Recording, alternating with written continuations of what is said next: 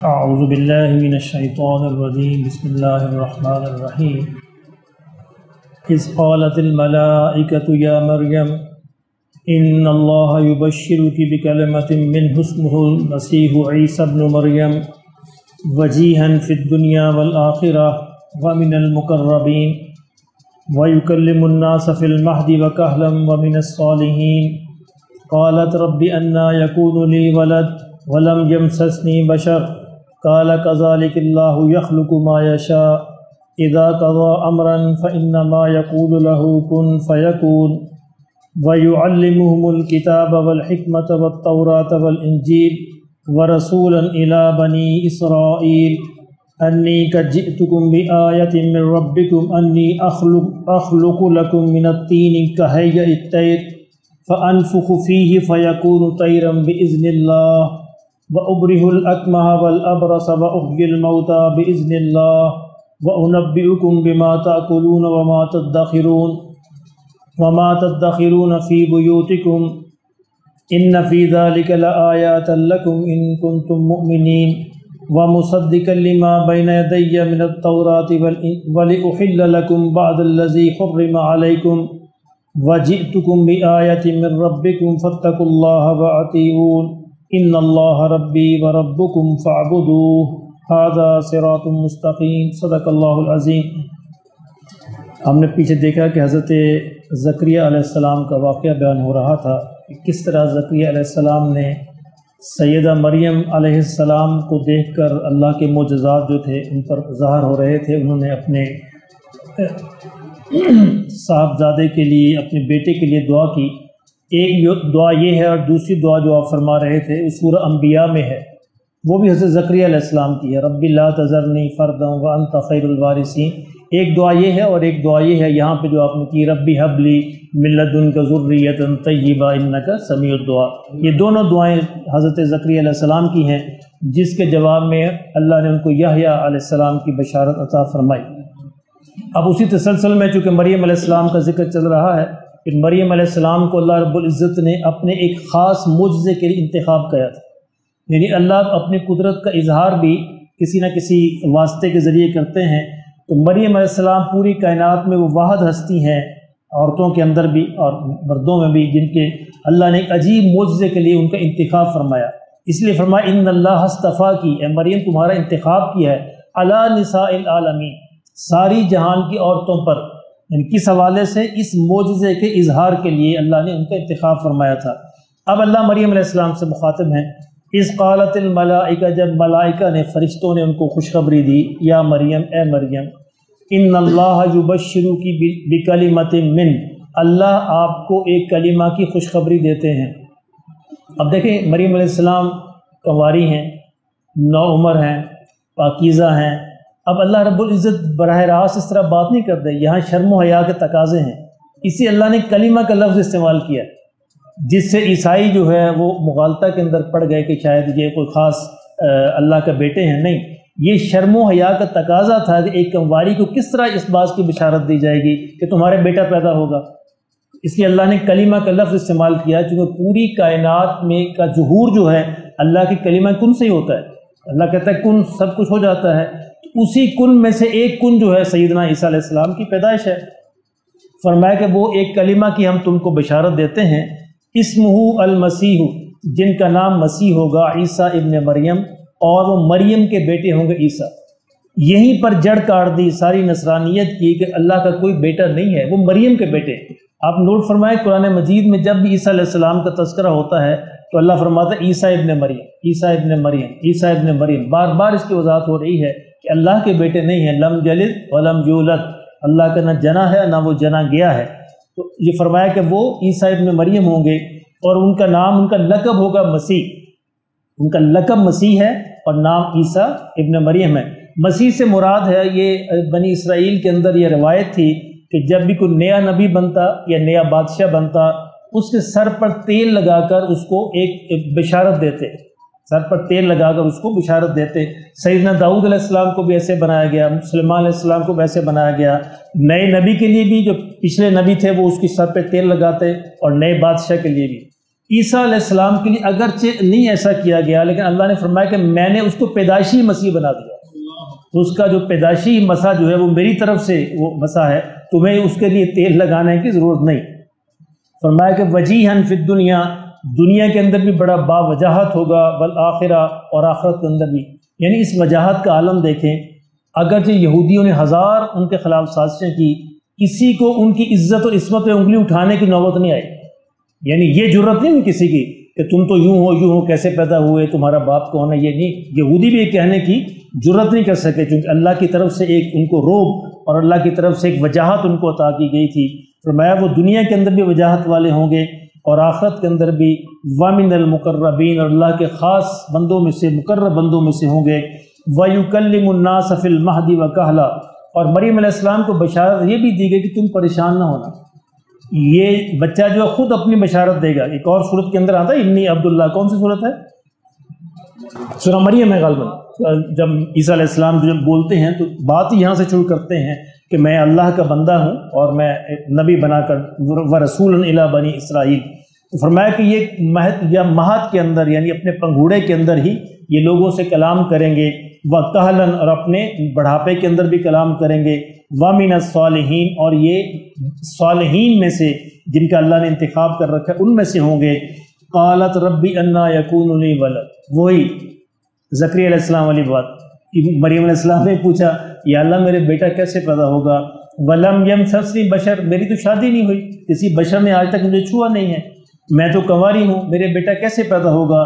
یہاں بھی کوئی شک کا اظہار نہیں ہے، کیفیت مقصود ہے کہ وہ کیفیت کیسے ہوگی، یا اللہ کیسے پیدا ہوگی، شک کا اظہار نہیں ہے اللہ کی طرف سے۔ زکریا علیہ السلام کے بھی شک کا اظہار نہیں تھا، کیفیت پوچھنا مقصود تھی۔ ولم یمسسنی بشر، کسی بشر نے آج تک مجھے چھوا نہیں۔ اللہ نے یہی جواب جو اللہ نے زکریا علیہ السلام کو دیا تھا، قال کذالک اللہ یخلق ما یشاء، کہ اللہ جیسے چاہتا ہے ویسے ہی تخلیق کرتا ہے، تو اللہ کو کوئی روک نہیں سکتا، اللہ جب چاہے، جیسے چاہے، جس طرح چاہے وہ کر سکتا ہے۔ آدم علیہ السلام کو اللہ نے بغیر ماں اور باپ کے پیدا کیا، عیسیٰ علیہ السلام کو بغیر باپ کے پیدا کیا، تو اللہ جو چاہے جب چاہے کر سکتا ہے۔ اذا قضى امرا، جب کسی امر کا وہ فیصلہ فرما لیتا ہے اللہ، فانما يقول له كن فيكون، تو اللہ فرماتا ہے کن فیکون، پس چیزیں ہو جاتی ہیں۔ علماء نے لکھا یہاں پہ کہ اللہ کو کن کہنے کی بھی حاجت نہیں ہے، یہ بھی انسانوں کے سمجھانے کے لیے کہا گیا ہے، ورنہ تو اللہ کے ارادے کا نام وجود ہے۔ جب اللہ ارادہ فرماتا ہے چیزیں وجود میں آ جاتی ہیں، یہ کن انسانوں کو سمجھانے کے لیے کہا گیا ہے کہ میں کن کہتا ہوں، چیزیں انسان سمجھ نہیں سکتے تھے نا اس کے بغیر، تو اللہ فرماتے ہیں کن فیکون، چیزیں ہو جاتی ہیں۔ فرمایا وَيُعَلِّمُهُمُ الْكِتَابَ وَالْحِکْمَةَ، اور اس کو اللہ نے کتاب اور حکمت سکھائی۔ حکمت سے مراد دانائی ہے، اور ایک دوسری تفسیر کے مطابق کتاب سے مراد تورات ہے اور حکمت سے مراد انجیل ہے۔ وَالتَّوْرَاةَ وَالْإِنجِيلَ، یعنی تورات اور انجیل، یعنی واو کا جو مطلب ہے، ایک مطلب عربی کے اندر یعنی بھی ہے، جیسا اور اس کا مطلب ہے قسم اس کا مقصد ہے، اس طرح واو تفسیریہ بھی ہوتا ہے یعنی کے لیے، کہ ہم اس کو سکھائیں گے کتاب اور حکمت، یعنی تورات اور انجیل۔ کتاب سے مراد شریعت ہے اور حکمت سے دانائی سے مراد انجیل ہے، جس کے اندر حکمت اور دانائی ہے، شریعت نہیں ہے۔ وَرَسُولًا إِلَىٰ بَنِي إِسْرَائِيلَ، فرمایا وہ بنی اسرائیل کی طرف رسول ہوں گے، سارے جہانوں کے لیے نہیں ہوں گے، سارے انسانوں کے لیے نہیں ہوں گے، جس سے رسول اللہ صلی اللہ علیہ وسلم سارے انسانوں کے لیے ہیں۔ ان کے لیے بڑا واضح طور پر کہا گیا کہ وہ بنی اسرائیل کی طرف رسول ہوں گے۔ انی قد جئتکم بآیہ، اب عیسیٰ علیہ السلام خطا فرما رہے ہیں، یہاں پر یہ قرآن کا انداز ہے، قرآن جو ضروری باتیں، غیر ضروری باتیں ہیں، قرآن کو حذف کر دیتا ہے۔ اب فرمایا بنی اسرائیل کی طرف رسول، اب وہ بنی اسرائیل رسول ہو گئے، مبعوث ہو گئے، تو اب وہ خود فرما رہے ہیں قد جئتکم بآیۃ من ربکم، دیکھو لوگوں میں تمہارے لیے اللہ کی طرف سے نشانیاں لے کے آیا۔ وہ نشانیاں کیا ہے؟ انی اخلق لکم من الطیر، میں تمہارے لیے مٹی سے ایک پرندہ بناتا ہوں، مٹی سے ایک مٹی سے پرندے کی طرح ایک شکل بناتا ہوں، فانفخ فیہ، پھر اس میں پھونک مارتا ہوں، فیکون طیرا باذن اللہ، پھر اللہ کے حکم سے وہ پرندہ بن جاتا ہے، میرے کہنے سے نہیں، میری پھونک سے نہیں، اللہ کے حکم سے وہ پرندہ بنتا ہے۔ وابرئ الاکمہ، اور مادر ذات اندھے کو میں ٹھیک کر دیتا ہوں، والابرص، اور کوڑی کو بھی میں شفا دے دیتا ہوں، وَأُحْيِي الْمَوْتَى بِإِذْنِ اللَّهِ، اور مردوں کو بھی اللہ کے حکم سے زندہ کر دیتا ہوں، وَأُنَبِّئُكُمْ، اور میں تمہیں اس بات کی خبر دیتا ہوں، بما تأکلون جو تم کھا کے آتے ہو، وما تدخرون فی بیوتکم اور جو تم پیچھے اپنے گھروں میں چھوڑ آتے ہو۔ اب یہ معجزات وہ ہیں جو عیسیٰ علیہ السلام کے ساتھ ہی ختم ہو گئے، اب تو ظہور نہیں نہ ہو سکتا ان کا، اور نبی علیہ السلام کا معجزہ وہ ہے جو قیامت تک رہے گا، کیونکہ آپ آخری نبی تھے۔ حضور کا سب سے بڑا معجزہ یہ خود قرآن مجید ہے، یعنی اب باقی پیغمبروں نے چونکہ ان کی نبوت ختم ہونی تھی تو اللہ نے ان کو وہ معجزات عطا فرمائے جو ان کے ساتھ ہی موجود رہے، ساتھ ہی ختم ہو گئے۔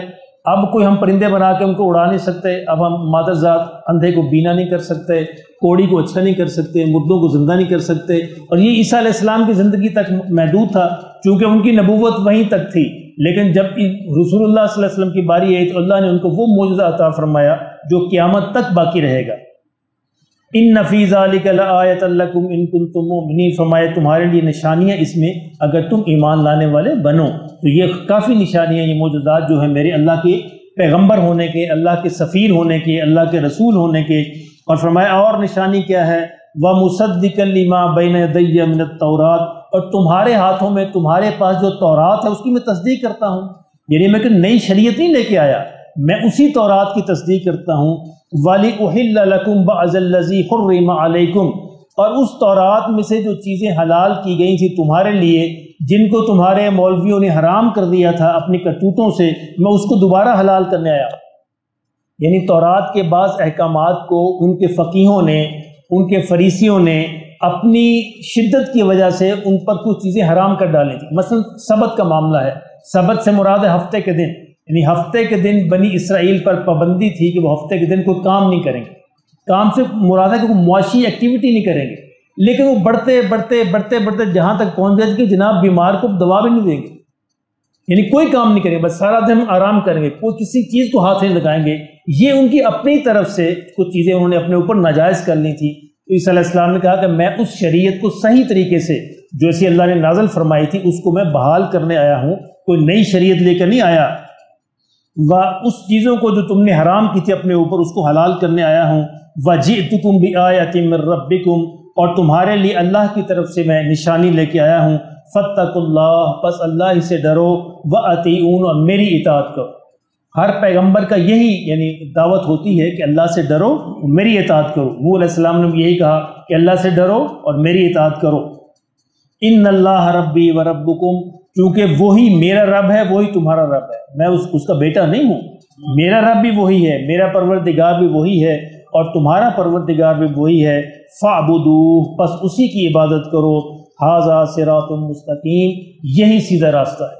سارے انبیاء کی بنیادی دعوت تین ہی ہیں، توحید، رسالت، آخرت۔ یہ سارے انبیاء آدم علیہ السلام سے لے کر رسول اللہ صلی اللہ علیہ وسلم تک سارے انبیاء کی دعوت کے یہ مشترکہ نکات ہیں جو کسی نبی کے اندر اس میں کوئی فرق نہیں۔ توحید سب کی وہی ہے، رسالت کا پیغام سب کا وہی ہے، اور آخرت کے بارے میں جو پیغام ہے وہ بھی وہی ہے۔ تو عیسیٰ علیہ السلام نے بھی فرمایا کہ میں بھی وہی پیغام لے کے آیا ہوں، البتہ کچھ چیزیں جو تم نے اپنی کرتوتوں سے اپنے اوپر حرام ٹھہرا لی تھی اس کو میں ان کی اصلی حالت میں جو تورات میں اللہ نے عطا فرمائی تھی بحال کرنے آیا ہوں، اور تورات کو اپنی اس کی اصلی شکل میں اس کا پیغام تمہیں پہنچانے آیا ہوں۔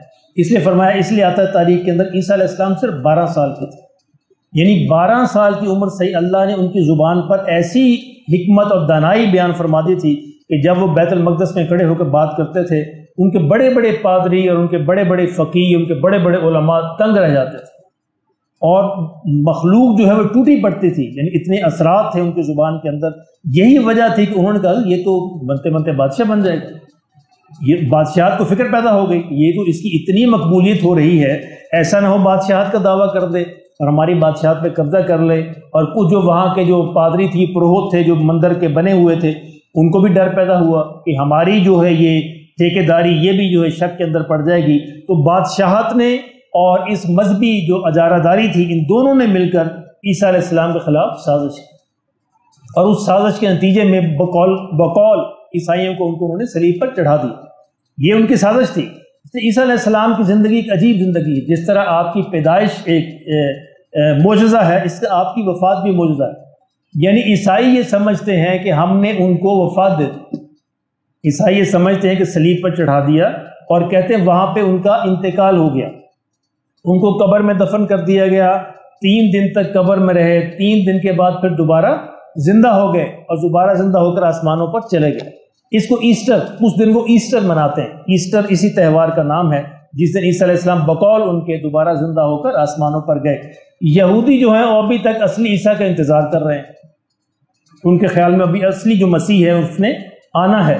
اور مسلمانوں کے اندر دو فرقے ہیں، ایک فرقہ یہ مانتا ہے کہ عیسیٰ علیہ السلام جو ہیں وہ زندہ آسمانوں پر چلے گئے اور قیامت کے نزدیک قرب قیامت میں دوبارہ ان کو نزول ہوگا اور پھر وہ اپنی بات کو، اسلام کو دوبارہ وہ پہنچائیں گے، اور پھر جب اسلام کا عروج ہو جائے گا، پھیل جائے گا، پھر اللہ ان کو طبی موت جو ہے وہ عطا فرمائیں گے، پھر وہ دوبارہ وفات پا جائیں گے۔ اور دوسرا گروہ یہ کہتا ہے کہ نہیں، ایسا نہیں ہے، بلکہ اللہ نے ان کو صلیب پر نہیں چڑھنے دیا، صلیب سے بچایا، ان کا ہم شکل جو ہے وہ صلیب پر چڑھا جو انہی میں سے تھا، اللہ نے ان کو بچا کر جو ہے رکھا، اور اس کے بعد ان کی طبی وفات ہوئی۔ اب قیامت کے نزدیک ان کا نزول وغیرہ نہیں ہونا، تو اسی طرح جو ہے وہ سلسلہ چلتا رہے گا۔ اور ان کی امت کو اللہ نے یہ کہا کہ ان کی امت جو یہودیوں نے جو ان کے خلاف سازش کی تھی، اب اس کی پاداش یہ ہے، جرمانہ سزا یہ ہے، وہ قیامت تک عیسائیوں کے ماتحت رہیں گے، یہ ان کی حکومتیں ان کے دم سے بنیں گی۔ آپ یہ دیکھیں، اسرائیل کی حکومت آج بھی امریکہ کی وجہ سے قائم ہے۔ اگر امریکہ اپنی سرپرستی وہاں سے اٹھا لے تو اسرائیل کی حکومت قائم نہیں رہ سکتی، اور امریکہ کرسچین حکومت ہے۔ امریکہ خود، یہ اللہ نے قرآن میں آگے آئے گا کہ ہم نے قیامت تک لیے بھی طے کر دیا ہے کہ اب یہ عیسیٰ علیہ السلام کے ماننے والوں کے تحت رہیں گے، اس کے بغیر نہیں رہ سکتے۔ اللہ پاک ہمیں سب